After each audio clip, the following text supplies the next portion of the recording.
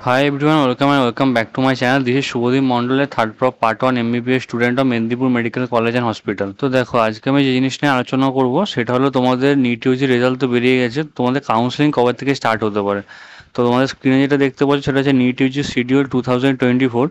2024 এই শিডিউল একটা রিলিজ হয়েছিল, যেখানে তোমাদের all India quota state quota দুটো পাশাপাশি দেওয়া আছে। এটা এনএমসি একটা মানে এটা বার করেছিল আর কি। তো এনএমসি এটা বলেছিল যে এটা মানতে। তো এটা অনেক স্টেট মানে, অনেক স্টেট মানে না, কিন্তু মোটামুটি এর আশেপাশেই থাকে আর কি। তো এরকম একটা শিডিউল তোমরা অবশ্যই 2025-এর জন্য পাবে। আর কবে থেকে তোমাদের একাডেমিক সেশন শুরু হবে সেইটাও এখানে লেখা থাকবে, আমি পরে দেখাচ্ছি। তো দেখো, ফার্স্ট রাউন্ড অফ কাউন্সিলিং এটা শুরু হয়েছিল 14ই আগস্ট থেকে আগের বছর। তো আগের বছর রেজাল্ট কবে বেরিয়েছিল না, আগের বছর রেজাল্ট নিট 2024 রেজাল্ট 3বার পাবলিশ হয়েছিল। বিভিন্ন রকম কোর্ট কেসের জন্য, বিভিন্ন রকম ঝামেলার জন্য কিন্তু আগেরবার অনেক লেট হয়ে গেছিলো। প্রথমে 4ই জুন রেজাল্ট বেরোয়, তারপর আবার 14 তারিখে, দিয়ে আবার 14ই জুলাই বেরিয়েছিল সম্ভবত, আমার যতদূর মনে পড়ছে। তো বিভিন্ন রকম কোর্ট কেসের জন্য কিন্তু এরকমটা হয়েছিল। আর আগের বারে যেটা কমেন্সমেন্ট অফ একাডেমিক সেশন হয়েছিল সেটা 1 অক্টোবর 2024, মানে 1 অক্টোবর 2024 থেকে কিন্তু ক্লাস স্টার্ট করার জন্য এনএমসি বলে দিয়েছিল, এবং অনেক কলেজে কিন্তু এর আশেপাশে স্টার্টও হয়ে গেছিলো। তো এবারেও তোমাদের এরকম একটা রিলিজ হবে।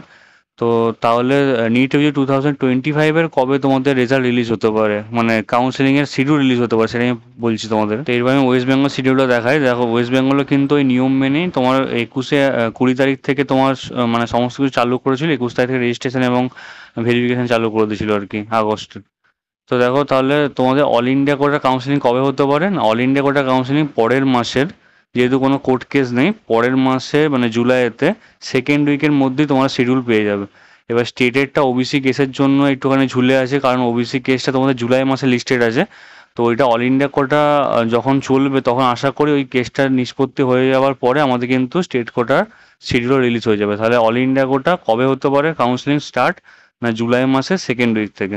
তো এইটা আমার বলার ছিল। আর ওবিসি কেসটা জুলাই মাসে লিস্টেড আছে, ওটা কিন্তু তোমাদের মানে সুপ্রিম কোর্টে উঠবে। যদি সুপ্রিম কোর্টে কি জাজমেন্ট হয় সেটা আমি তোমাদেরকে অবশ্যই জানাবো। কী কী ডকুমেন্টস তোমাদের রেডি করতে হবে পরে ভিডিওতে আসবে, সেই ডকুমেন্টসগুলো আপাতত রেডি করে রাখো।